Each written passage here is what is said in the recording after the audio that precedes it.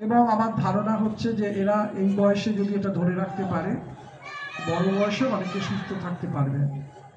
কারণ এই ফ্যামিলি মানুষ মূলত কানুন অনুযায়ী চলে। কারণ এখন একটা এমন সময় ফাস্টফুডের টাইম, যেখানে ছেলেরা বাচ্চারা বাধ্য হয় বা তার বাড়ির মানুষও বাধ্য হয়। তার কারণ বেশি পরিমাণের বাইরের কোনো মুখরোচক খাবার বারবার খেলে তাতে কিন্তু স্বাস্থ্য ঠিক থাকে না। তখন ডাক্তারের চেম্বারে লাইন দিতে হয়, চিকিৎসা করতে হয় এবং অনেককে হাসপাতাল পর্যন্ত নার্সিংহোম অবধি যেতে হয়। যে কারণেই আমি প্রত্যেককে বলবো, পরিশোধিত জল খাওয়া, স্বাস্থ্য ঠিক রাখা এবং বিশেষ করে খাবার আগে হাতটি পরিষ্কার পরিচ্ছন্ন করা। যদি কোনো বন্ধু ফিশ ফ্রাই খায়, আমি তার থেকে ভেঙে খাচ্ছি, খাওয়ার পর হাতটা মুছছি, কিন্তু খাবার আগে আমি হাতটা ধুচ্ছি না। ফলে করোনার সময় আমরা দেখেছিলাম যে হাত পা ধুয়ে সমস্ত রকম স্বাস্থ্যবিধি মেনে আমরা বাঁচার লড়াই ছিলাম। কিন্তু আবার সেই জায়গাটা যেহেতু ফ্যাকাশে হয়ে গেছে, কিন্তু এখনো দেখবেন অনেক মানুষ মাস্ক পরে যায়। তার কারণ হচ্ছে আমরা খুব দূষণের মধ্যে আছি। দিল্লিতে আছে, গুজরাটে আছে, রাজস্থানে আছে, আমাদের বাংলাতেও দূষণ খুব। তার কারণ এই দূষণের জন্যই আজকে বেশিরভাগ ছোট্ট বাচ্চা, যাকে নেবুলাইজিং করতে হয়, ইনহেলার নিতে হয় এবং ভবিষ্যতে সিওপিডি পেশেন্ট হয়ে যায়। তাই আমি প্রত্যেককে বলবো যে দূষণ মুক্ত আমাদের হওয়া দরকার। যেখানেই দূষণ হচ্ছে সে কারণেই মাস্ক পরাটা খুব দরকার। কারণ ধুলো বালি যেভাবে যায়, পরবর্তীকালে নাক পরিষ্কার করলে বোঝা যায় যে কবে দেশে থাকে। আমাদের এখানে খাওয়া দাওয়া, খাদ্যদ্রব্য বা অন্যান্য বিষয়ের প্রতি নজর দেয়। কি খাবে না খাবে, তারা কতটা পরিশ্রম করবে, লেখাপড়ায় কতটা সময় দেবে, সবটাই কিন্তু নির্ভর করে বাউনই হবে না। তাই আমি প্রত্যেককে বলবো সুস্বাস্থ্যের অধিকারী হতে। আর যে কারণে আমি এসছি স্বাস্থ্যটা ঠিক রাখার জন্য, কিন্তু কখনো আমরা এই ধরনের পরীক্ষা করি না। কিন্তু পরবর্তীকালে দেখা যায় যে যখন সন্তান সম্ভব হচ্ছে, যখন তার তাহলে এই অসুখটাকে কিভাবে আমরা একটু মুক্তি পেতে পারি। ওর কি শুধু ওষুধ খেলে হবে? ওষুধ খেতে হবে না, শুধু দরকার সচেতনতা। আজকের যে ছোট ছোট বাচ্চারা রয়েছে, ওরা যদি প্রত্যেকে HPLC পরীক্ষা মানে থ্যালাসেমিয়ার বাহক পরীক্ষা করে হয়, আলো দিয়ে সাজায়, সানাই বাজে, ক্যাটারিংরা খাবার দাবার দেয়, খুব উৎসবে লোকে আনন্দ করে, ছবি তোলে, সেলফি তোলে।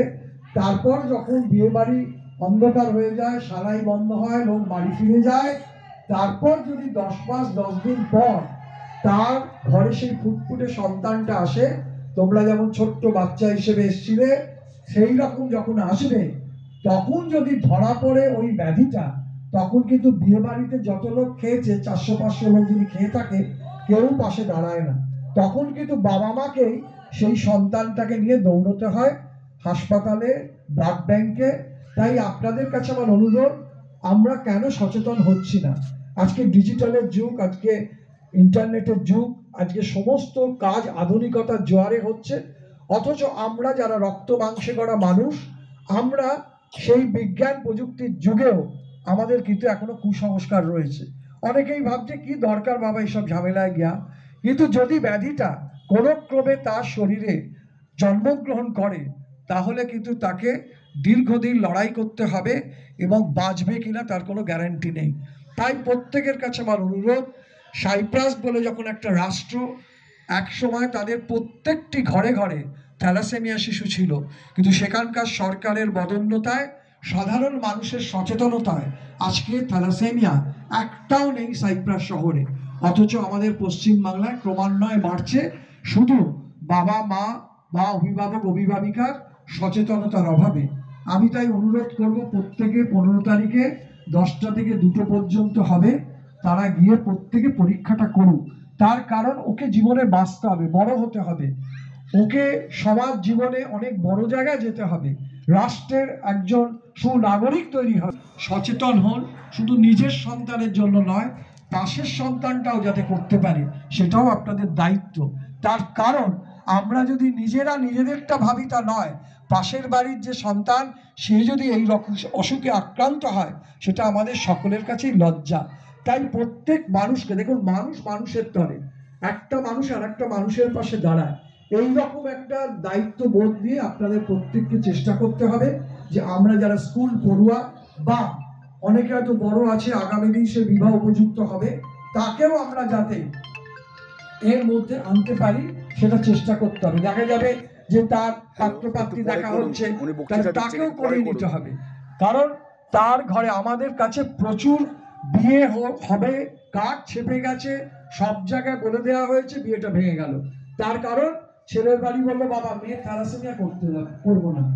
এই যে ঘটনা, আমরা চাই না বিয়ের আগে পরীক্ষা হোক, আমরা চাই যখন ছোট্ট থাকবে স্কুল পড়ুয়া তখনও, তাহলে কিন্তু তার সঙ্গে পরবর্তীকালে যখন তার বয়স হবে, উপযুক্ত বিবাহ হবে, তখন কিন্তু ম্যাচুরিটি করা যাবে। কিন্তু আমি জানলাম না বিয়ের 7 দিন আগে কার্ড বেরোলো, তারপর দেখা গেল এটা ধরা পড়েছে, বিয়েটাই ভেঙে যাচ্ছে। এরকম প্রচুর হয়েছে। এমনকি তোমাদের কাছে বলতে আমার বাধ্য, আমি বলতেই পারি 10টা থেকে 2টো অবধি শোভাবাজার হাটখোলায় মেডিকেল ব্যাংকের যে মেন অফিস, সেখানেই রক্তদানের পাশাপাশি থ্যালাসেমিয়া সকাল 10টা থেকে বেলা 2টো পর্যন্ত থ্যালাসেমিয়ার বাহক পরীক্ষা হবে। তোমরা প্রত্যেকে এইচপিএনসি পরীক্ষা করা হবে, এবং এটা রামকৃষ্ণ মঠ মিশন করছে, তাদের সব ডাক্তাররা, হেলথ ওয়ার্কাররা আসবে, প্রত্যেককে করা হবে। এবং তার সঙ্গে 1 সপ্তাহের মধ্যে আমরা প্রত্যেককে রিপোর্ট দিয়ে দেবো, যে রিপোর্টটা তার কাছে সযত্নে রাখতে